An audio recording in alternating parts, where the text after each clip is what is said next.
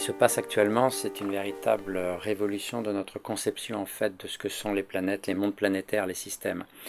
Ça fait maintenant une vingtaine d'années que on a été capable d'identifier des planètes autour des autres étoiles. Est-ce que c'est ça qui est le plus important? Je pense que non, en ce sens qu'il y a longtemps que beaucoup de gens ont proposé qu'il existe des planètes autour des autres étoiles. Dans l'Antiquité déjà, au XVIe siècle, ensuite au XVIIIe, XIXe. Ce qui ne veut pas dire que ce n'était pas important de valider cette hypothèse-là. Et toute validation d'une hypothèse est fondamentale, c'est le cœur même d'une approche scientifique qui, à partir d'une représentation, fait une prédiction observationnelle qui va ensuite, quand on fait l'observation, confirmer ou infirmer. Donc c'était fondamental de le faire. Et effectivement, ça a rejeté d'autres hypothèses. Oui, effectivement, il y a des planètes, peut-être autour de la plupart des étoiles qui nous entourent. Mais je crois que le plus important n'est pas là. Le plus important, c'est que maintenant qu'on est capable non seulement de voir qu'il y a des planètes, mais même de les caractériser d'une certaine manière, à peu près rien ressemble à ce qu'on imaginait devoir trouver.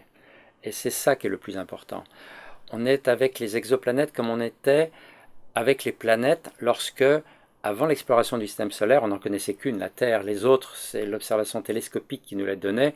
On avait finalement très peu d'informations sur ce qu'on appelle l'évolution, sur les processus. Du jour, on a été capable depuis maintenant quelques décennies, d'aller voir les autres planètes du système solaire, ce qui frappe précisément, c'est pas qu'il y a des planètes qui tournent autour du Soleil avec des lois qui sont les mêmes pour tout le monde. Ce qui est le plus important, c'est que ce que l'on trouve dans les planètes, c'est un niveau de diversité auquel personne, et pas même les meilleurs auteurs de science-fiction, pouvaient rêver quelque part. Personne ne pouvait prévoir qu'on trouverait un état de diversité de tous les mondes planétaires, qu'ils soient les planètes internes, les planètes externes, les satellites, tout ce que les classifications regroupent. Et une classification essentiellement masque la véritable réalité qui est la diversité de ces objets-là. On s'aperçoit tout d'un coup que la Terre, de planète banale, qu'elle avait été proposée, est une planète incroyablement différente des autres. Non pas que des autres qui seraient toutes les mêmes, mais des autres qui elles-mêmes sont toutes différentes entre elles. Et ce qu'on essaye aujourd'hui, c'est de caractériser les processus qui ont permis, à partir de l'effondrement d'un même nuage, d'arriver à des chemins d'évolution tellement différents qui font que la Terre est devenue la Terre, Mars autre et Vénus autre, etc. Eh bien, cette même diversification des mondes planétaires à l'intérieur du système solaire qui a été rendue possible par l'exploration spatiale de ce système solaire, qui est vraiment cette première ère inaugurée il y a près de 60 ans avec la première fois on a pu quitter l'attraction terrestre, aller d'abord vers la Lune avec la sonde de Luna 1 en janvier 59 et ensuite les unes après les autres caractériser les planètes et pas seulement les planètes, tous les objets du système solaire. Eh bien la même chose se passe maintenant avec les exoplanètes. Jusqu'à très récemment, on n'en connaissait qu'un système, le nôtre, avec des planètes internes, des planètes externes, et on n'avait aucun moyen de savoir si c'était un processus générique ou pas. Du jour, on s'est doté des moyens d'aller voir ailleurs, exactement comme on l'a fait avec le système solaire par l'exploration spatiale. Eh bien, ce qui se révèle à nous, c'est pas tellement qu'il y a d'autres planètes autour d'autres étoiles, c'est que ces systèmes ont entre eux un état de diversité à peu près aussi grand que les planètes à l'intérieur de notre propre système. Et que les autres systèmes ne ressemblent pas au système solaire. Et à nouveau, c'est pas que le système solaire serait différent des autres qui seraient tous les mêmes, c'est que chaque système, chaque effondrement d'un nuage va donner naissance, bien sûr, à une ou plusieurs étoiles et des planètes qui vont graviter autour, dans un état d'une complexité bien plus grande qu'on pouvait l'imaginer. Et quand on met bout à bout tout ça, on s'aperçoit que les grands dogmes sur lesquels ont été basées nos représentations de ce que sont l'évolution, l'évolution des planètes, mais aussi l'évolution du vivant, jusqu'à il y a très peu de temps, on n'avait aucun moyen de vérifier qu'il y a ou qu'il n'y a pas, en particulier de vie ailleurs. Il n'y avait aucune observation qui nous disait qu'il y a de la vie ailleurs, de même qu'il n'y avait aucune observation qui disait qu'il n'y en avait pas. La question de savoir s'il y a de la vie ailleurs était basée essentiellement sur des dogmes qui étaient imposés par une pesanteur idéologique, effectivement, qui venait, selon les sociétés, de telle ou telle manière de concevoir l'évolution.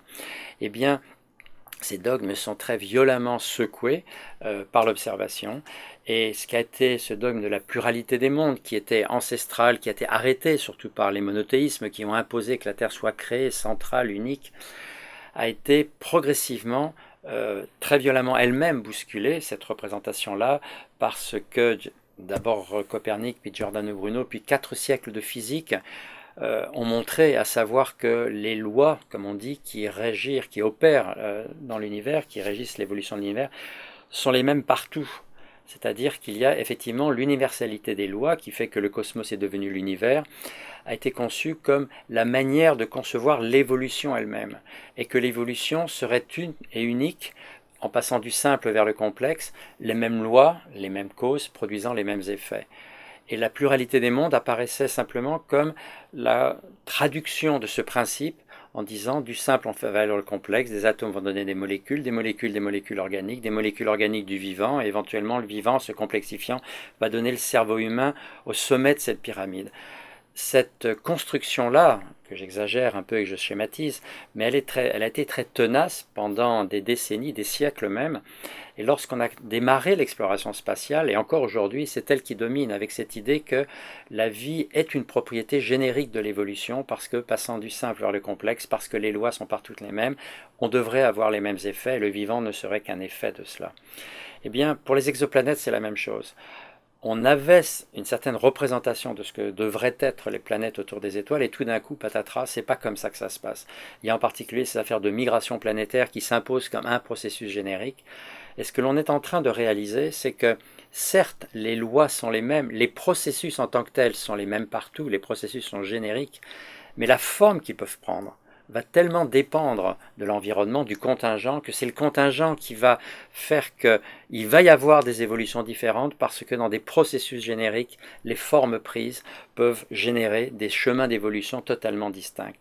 Et que la Terre a suivi l'un d'entre eux, autre celui de Mars, autre celui de Vénus, autre celui de Titan ou d'Encélade, alors que tout ça procède de l'effondrement d'un même nuage, parce qu'à nouveau, il y a du générique et du contingent dans l'évolution. Eh bien, c'est la même chose à toute échelle. C'est vrai à l'échelle des planètes dans le système solaire, c'est vrai à l'échelle des autres systèmes stellaires. Un nuage qui s'effondre ne va pas donner nécessairement à la même structure d'un système stellaire. Et c'est ça qui me paraît le plus intéressant aujourd'hui. C'est de comprendre ce qui est générique et ce qui est contingent.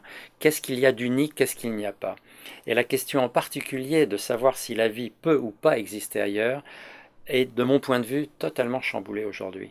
On est pendant très longtemps resté avec l'idée qu'on sait faire la part de l'inerte et du vivant. On sait faire la différence entre une pierre et un arbre. Et plus on creuse cette idée-là, de savoir quelles sont les signatures du vivant, plus on s'aperçoit qu'il n'y a pas de principe du vivant.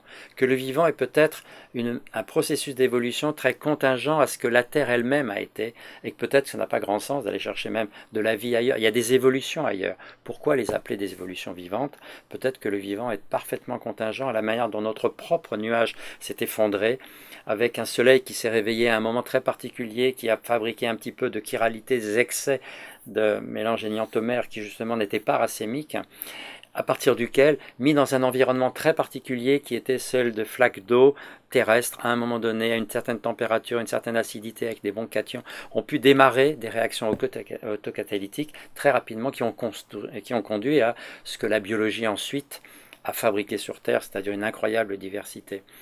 Donc pendant très longtemps, parce qu'on était dans ce dogme de la pluralité des mondes, la question dominante pour la recherche astrophysique et surtout des exoplanètes, c'était d'aller rechercher justement si la vie que nous connaissons peut aussi exister ailleurs. Mais ce n'était pas tant de le rechercher que de quelque part de valider cette hypothèse qui était enfouie, non pas forcément en nous, mais dans ces dogmes qui ont vraiment perduré, construits depuis 4 siècles. Et donc, pour beaucoup de gens, encore aujourd'hui, la recherche des exoplanètes revient à la recherche des conditions que l'on croit avoir été celles de l'émergence de la vie sur Terre. Je pense qu'il y a quelque chose d'assez biaisé dedans et qui est en train d'évoluer très très vite. Une planète n'est pas caractérisée que par sa taille et sa distance à l'étoile. L'ensemble des propriétés planétaires, on le sait maintenant, dépend de toutes les autres sources d'énergie possibles. On sait bien que même la température à la surface de la Terre, on la doit essentiellement à la concentration de certains gaz à effet de serre, qui, cette concentration dépend du recyclage par des propriétés qui sont directement liées à la radioactivité intérieure, où le soleil n'a absolument rien à voir. Ce n'est pas le soleil finalement qui va nous donner notre température, c'est l'énergie radioactive emmagasinée dans le magma, essentiellement du manteau, qui va permettre de recycler une certaine concentration de CO2 qui va nous donner la possibilité pour que l'eau soit stable à l'état liquide, sinon elle ne le serait pas, etc.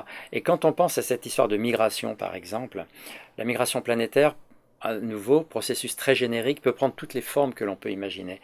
Dans notre propre système, on est en train de réaliser, grâce au travail de l'équipe de Nice, qu'effectivement, Jupiter et Saturne, que l'on voit extérieurs, qu'on a toujours pensé toujours extérieurs au système, avec des planètes rocheuses à l'intérieur, eh bien non, ça n'a pas toujours été comme ça, et c'est parce que la migration très particulière de Jupiter et de Saturne a créé un disque confiné à une distance de 1 ou 2 unités astronomiques, pas plus, qu'on a une certaine distribution en taille des planètes internes, des 4 qui nous restent, et que cette distribution en taille correspond aussi à une distribution en composition extraordinairement particulière. Un disque un tout petit peu différent aurait donné une autre distribution, la Terre aurait été ailleurs, avec aussi un degré de capacité radioactive différente, et donc on aurait une évolution distincte, et ce qu'on appelle le vivant n'aurait pas émergé de la même manière. Donc, que faire de tout cela pour les missions qui arrivent ? Ma conception, ce que j'en suis vraiment convaincu, c'est qu'on est à la fin de la première ère de l'exploration spatiale, qui a été inaugurée donc par ces missions lunaires à l'aube des années 59, où pour la première fois l'homme a acquis la capacité d'aller voir ailleurs par les missions interplanétaires. Et on a été les voir, la plupart des mondes planétaires, 1 fois, 2 fois, 10 fois dans certains cas. Et ce qui ressort de tout ça, c'est une vision totalement renouvelée de ce que sont les mondes planétaires et ce que sont les moteurs de l'évolution pour arriver à rendre compte de la diversité que l'on voit. Et aujourd'hui, on va repartir dans l'espace, mais maintenant avec des adresses, comme on dit, tout à fait différentes. La question maintenant, c'est justement de comprendre le poids relatif du contingent et du générique dans l'évolution pour essayer de savoir jusqu'à quel degré ce qui caractérise l'évolution de la Terre en particulier peut être trouvé ailleurs. Et sur cette affaire de vivant, la question qui peut se poser maintenant est de savoir si, d'abord, c'est très difficile de savoir comment le vivant a émergé sur Terre. Il faut bien réaliser une chose, c'est que le vivant terrestre, il est apparu une fois. Le vivant terrestre n'est jamais mort, comme j'aime à le dire. C'est-à-dire que s'il était mort, probablement il n'aurait jamais pu redémarrer. Les espèces, bien sûr, naissent et meurent, mais elles ne font que propager une information initiale qui est apparue très très tôt dans l'histoire de la Terre, parce que vraisemblablement l'eau a été stable depuis peu de dizaines de millions d'années après que la Terre soit formée, c'est ce que l'on comprend aujourd'hui. Eh bien, peut-être que ce processus qui a donné naissance aux structures vivantes que l'on connaît aujourd'hui, mais qui pendant plus de 2 milliards d'années sont restées dans l'eau, ont été assez robustes pour aussi se produire ailleurs, dans des environnements certes différents, mais peut-être relativement semblables. Ce qu'il y a de remarquable, c'est que on est à peu près convaincu que de l'eau stable à l'état liquide, en surface, aujourd'hui il n'y en a que sur Terre. Peut-être qu'il n'y en a jamais eu que sur Terre. Pour autant que la vie a pu émerger ailleurs que sur Terre, on est à peu près convaincu que c'est sur Mars, parce que Mars a pu connaître, très tôt dans son histoire, une ère où l'eau était stable à l'état liquide à sa surface. C'est probablement le seul cas dans le système solaire à part la Terre. Et ce qui est remarquable, c'est qu'on a pu identifier des régions sur Mars qui ont préservé les conditions qui prévalaient alors. Il n'y en a pas beaucoup, il y en a quelques-unes, et ce sont ces sites-là qui vont être explorés dans les décennies qui viennent, et même dans les années qui viennent, vu que les 3 grandes missions qui vont être lancées en 2020, une mission européenne, ExoMars, une mission américaine, Mars 2020, et une mission chinoise aussi, vont explorer ces sites-là avec l'espoir d'analyser jusqu'à l'échelle microscopique des échantillons pour savoir s'il a pu y avoir une évolution organique, de chimie organique, qui a pu aller vers des structures qui pourraient ressembler à ce que les structures terrestres ont dû être, essentiellement avec 2 critères que je crois importants. D'une part, une membrane pour, contrairement à ce qu'on dit, il faut se protéger contre l'eau. L'eau est quelque chose qui est utile, mais il n'en faut pas trop, sinon ça détruit toutes les espèces moléculaires. Et l'autre chose, c'est ce qu'on appelle l'homochiralité, le fait que les propriétés de polarisation de la matière organique, qui peut être droite ou gauche, ont été vers des pôles uniques, gauche pour les acides aminés, droite pour les sucres. Eh bien, ces propriétés-là peuvent avoir éventuellement pris place aussi dans d'autres environnements, et vraisemblablement, si ça a été le cas, c'est sur Mars. Eh bien, dans les années qui viennent, on va savoir si la vie est assez robuste pour avoir pu s'adapter dans des conditions comme ça. Si c'est le cas, ça serait remarquable parce que ça nous permettrait de savoir ce qui s'est passé sur Terre il y a 4,3, 4,4 milliards d'années, au moment où probablement ce passage-là s'est produit sur Terre. On pourrait comprendre pourquoi ça s'est prolongé sur Terre jusqu'à aujourd'hui en se diversifiant, alors que sur Mars, ces conditions-là ont très rapidement été modifiées par un changement climatique global que Mars, on l'a montré, a subi quelques centaines de millions d'années après sa formation. Et ça changerait totalement les questions qui peuvent se poser quant aux exoplanètes. C'était ça la question de départ. Pourquoi ? Parce qu'on va s'apercevoir à ce moment-là qu'il ne suffit pas d'avoir les bons ingrédients, qui probablement étaient là partout. Il faut avoir des conditions, à nouveau, qui permettent à ces ingrédients d'évoluer vers des structures. Et ces conditions-là, on va pouvoir les cerner en étudiant la Terre à travers peut-être les conditions martiennes primordiales.